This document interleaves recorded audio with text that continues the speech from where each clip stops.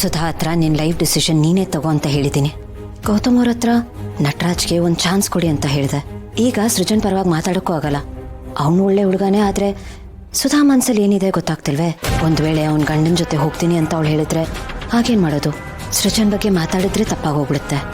ಏನು ಮಾಡಲಿ, ಇಕ್ಕಟ್ಟಿನ ಪರಿಸ್ಥಿತಿಯಲ್ಲಿ ಸಿಕ್ಕಾಕೊಂಡ್ಬಿಟ್ಟಿದ್ದೀನಿ. ಗೌತಮ್ ಅವ್ರು ಬರಲಿ, ಅವ್ರ ಹತ್ರನೇ ಇದ್ರ ಬಗ್ಗೆ ಒಂದ್ಸಲ ಮಾತಾಡೋಣ. ಗೌತಮ್ ಅವರೇ, ನಾನು ನಿಮ್ಮ ಹತ್ರ ಸುಧಾ ಬಗ್ಗೆ ಮಾತಾಡಬೇಕಿತ್ತು. ಸುಧಾ ಬಗ್ಗೆನಾ?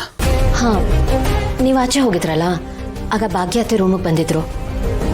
ನಟರಾಜ್ ಅವ್ರದ್ದು ಮತ್ತೆ ಸುಧಾದ್ ಫೋಟೋ ತೊಗೊಂಡ್ಬಂದು ಅವ್ರ ಮುಖದ ಮೇಲೆ ಗೀಚ್ತಿದ್ರು.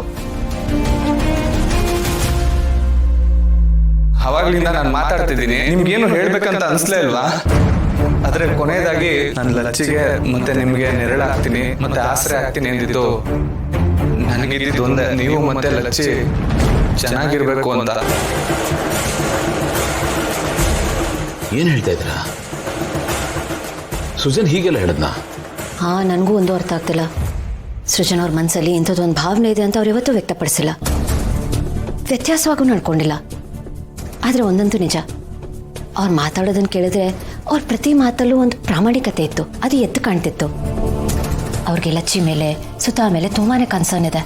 ಬಟ್ ಅವರು ಅವ್ರ ಮನಸ್ಸಲ್ಲಿರೋದನ್ನೆಲ್ಲ ಹೇಳ್ಕೊಳ್ತಿರ್ಬೇಕಾದ್ರೆ ಸುಧಾ ಯಾವುದಕ್ಕೂ ರಿಯಾಕ್ಟ್ ಮಾಡಿಲ್ಲ. ಅವಳು ಸುಮ್ಮನೆ ನಿಂತಿದ್ಲು. ಅವಳ ಮನಸ್ಸಲ್ಲಿ ಏನಿದೆ ಅಂತ ಗೊತ್ತಾಗ್ಲಿಲ್ಲ. ಸರಿ, ಅವ್ರನ್ನೇ ಕರೆದು ಮಾತಾಡೋಣ.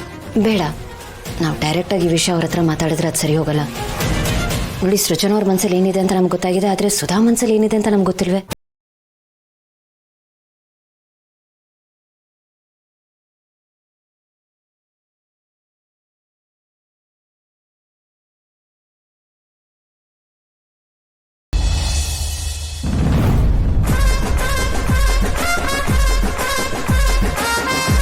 ನಡಿಬೇವೆ, ಹೊಡೋಣ.